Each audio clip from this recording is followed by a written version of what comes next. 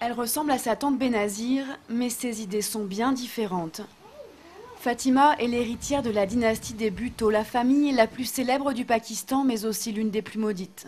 La jeune femme a accepté de nous ouvrir les portes de sa maison.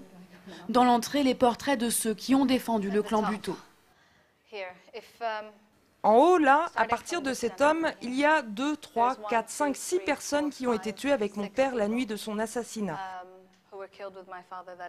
Et bien sûr, vous voyez aussi les membres de la famille qui ont été tués, y compris mon oncle Shahnawaz.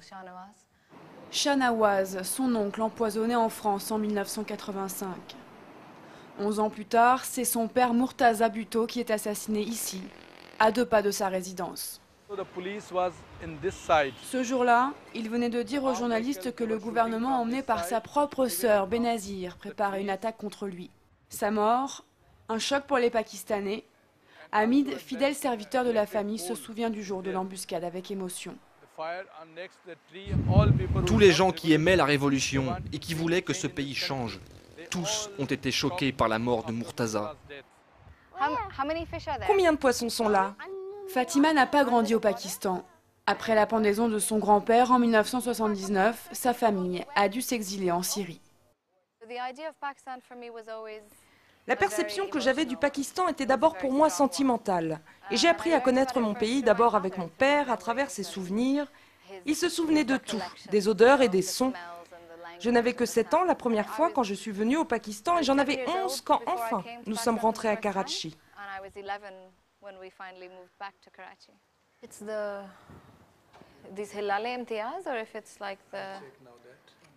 L'histoire de sa famille, intimement liée à l'histoire du Pakistan, Fatima a décidé d'en faire un livre. Un livre par lequel elle veut faire tomber certains clichés occidentaux. Je pense que la perception de Benazir Bhutto en tant que symbole de la démocratie est une perception que l'on retrouve partout en Occident. Vous savez, Benazir était la première femme Premier ministre dans un pays musulman comme le Pakistan, mais elle n'a même pas abrogé l'ordonnance sur les sanctions religieuses et ces ordonnances sont les lois les plus violentes contre les femmes au Pakistan. Fatima est très proche de sa mère, Rinwa. Elle la soutient beaucoup dans l'écriture de son livre. La veuve de Murtaza Bhutto était l'une des plus ferventes rivales politiques de Benazir, sa belle-sœur, qu'elle a toujours accusée de l'assassinat de son mari. Pour autant, elle n'incite pas sa fille à entrer en politique aujourd'hui. Bien sûr, jamais je ne te forcerai à faire de la politique, cette décision t'appartient. Je pense que Fatima rejette les appels du peuple pakistanais qui veut qu'elle fasse de la politique parce qu'ils ne comprennent toujours pas ce qu'elle représente. Ils vont vers elle avec l'esprit qu'elle incarne la continuité de sa tante Benazir, alors que Fatima refuse d'incarner ce qu'était Benazir Bhutto. À 26 ans, Fatima Bhutto jouit déjà d'une grande popularité.